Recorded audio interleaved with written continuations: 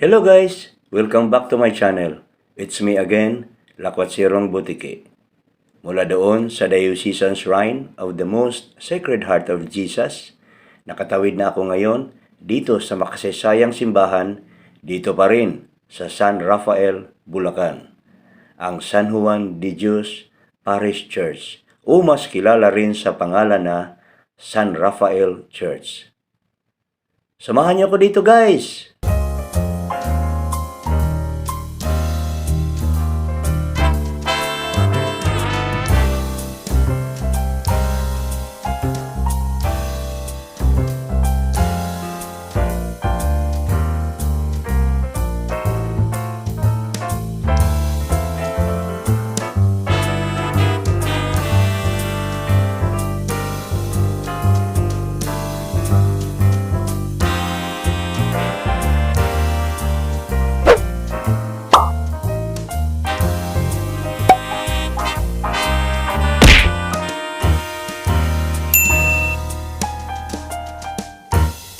San Juan de Dios Parish Church, also San Rafael Church, is an 18th century Roman Catholic church situated in Barangay Poblacion in San Rafael, Bulacan.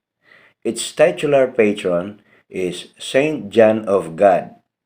Saint Raphael Archangel is the secondary patron saint.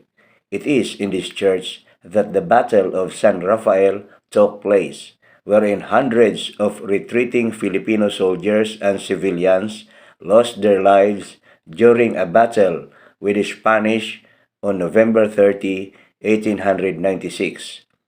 A historical marker by the National Historical Commission of the Philippines was installed in front of the church in 1997 to commemorate the massacre of an estimated 800 Filipinos. The town of San Rafael had its humble beginning as part of the Hacienda de Buenavista under the San Juan de Dios brothers. Though belonging to that religious group, the place was, however, administered by the Augustinian friars who established the mission in 1750. The date of the construction of the present stone church is debatable, although some sources indicate that the convent was built in 1863, which can be assumed to be the time when the church was also being erected. Fray Antonio Piernavieja, OSA, who served as parish priest from 1868 to 1873 and from 1875 to 1877, finished the convent. Reverend Father Reniel Penida is the church's present parish priest, and with Reverend Father Alvin Pila as parochial vicar. The church is the site of the Battle of San Rafael, a battle fought between Filipino revolutionaries under the leadership of General Anacleto Matanglawin Enriquez against the Spanish army headed by Commandant Lopez Artiaga.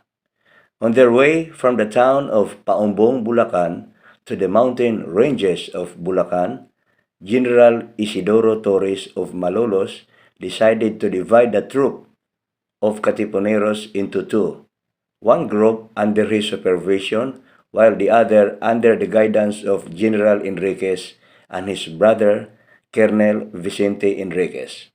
The group of General Enriquez was supposedly heading to the town of Baliwag, Bulacan, but decided to stay instead in San Rafael, believing it to be a strategic site. Unknowingly, a Spanish troop from Manila heading towards San Rafael prepared to silence the 20,000 Filipino insurgents. The battle started at around 7 a.m. on November 30, 1896. The Spanish forces were so strong that General Enriquez ordered a retreat to the Church of San Rafael. Sometime in the middle of the battle, Some of the Filipino troops, including Colonel Enriquez, were separated from the rest of the group and headed to the town of Bigaa, now Balagtas. At around noon, the Spanish army forced the church doors open and murdered the Filipino revolutionaries seeking shelter in the church. It is estimated that 800 people were killed in the battle, most of whom were children, women, and other locals. The number of casualties was so immense that it was believed that blood spilled in the church reached ankle deep. The Gobernadorcillo of San Rafael ordered a mass grave to be made near the church. It is believed that the Battle of San Rafael inspired the young General Gregorio del Pilar, a close friend of General Anacleto Enriquez, to join the revolution against Spain. Residents of San Rafael believe that national hero Jose Rizal was inspired to create the characters Sisa, Basilio, and Crispin in his work Noli Me Tangere, by a real-life story in San Rafael. Recalling the story from Rizal's novel, the two brothers were serving as bell ringers in the church to help their mother by earning money.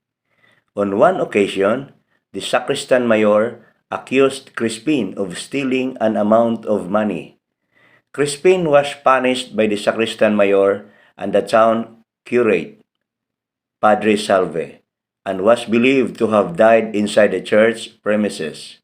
As proof of the local legend, locals point to a blood-stained wall off the side of the convent in a small room where supposedly the young Crispin was tortured to death. Other local residents of San Rafael, Bulacan, ponder some evidences that the town of San Rafael was the town of San Diego in Rizal's novel. They said that the name of Crisostomo Ibarra's father in the novel, Rafael, came from the town original name San Rafael. Aside from that, there's a place in San Rafael, Pasong Inchik, or Chinese Pass, where the early Chinese merchants of San Rafael resided. In the novel, Rizal told that Rafael's body was formerly buried in the San Diego Cemetery before it was exhumed and thrown to the river.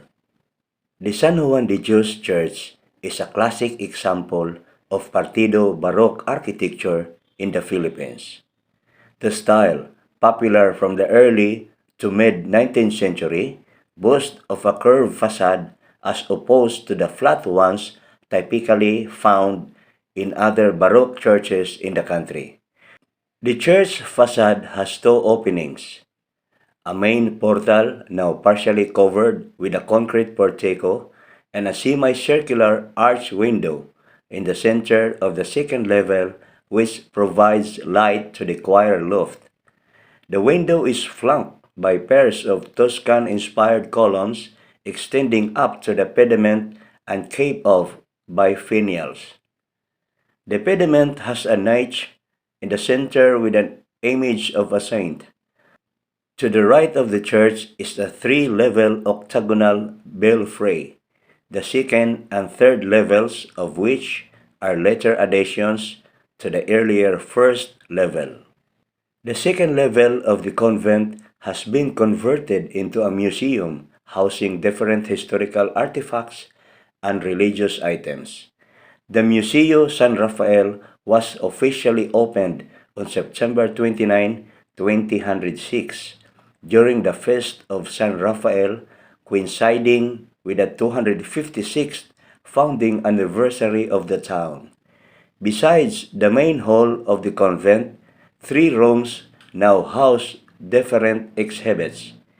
The first room, named Museo ng Bayan, or Museum of the Town, houses different Spanish-era items common to old San Rafael, like an old rice mill, traditional clothes, and house furniture. Located between the convent in the church is a small room containing a painting in memory of the characters Basilio and Crispin from Jose Rizal's Noli Me Tangere. A life-size statue of Jose Rizal can also be found inside the room. Further inside the room, the deep crevice between the stone walls is said to be a wheel.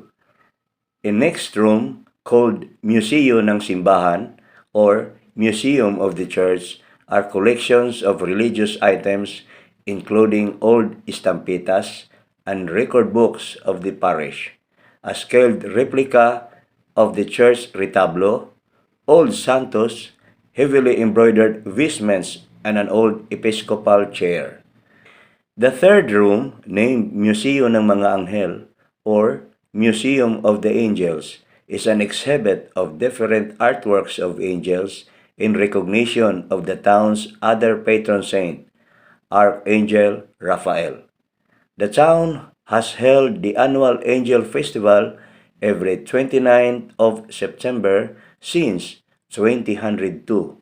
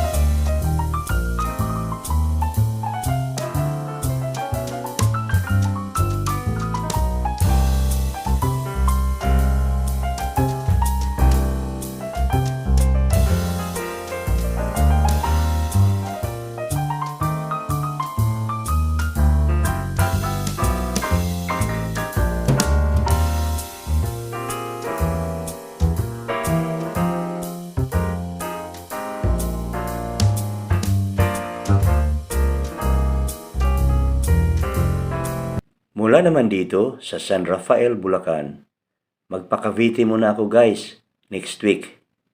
Susuyurin ko muna ang buong Cavite. Actually, napuntahan ko na halos ang lahat ng mga historical churches doon last year pa. Kasama ko pa si Ragnar. Gusto ko lang balikan at makakasama ko na this time si Bjorn. Mag-uumpisa ako sa Ternate, Cavite.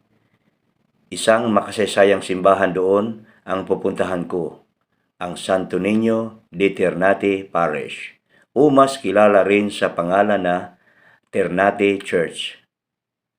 Abangan niyo ako doon guys! Bye-bye!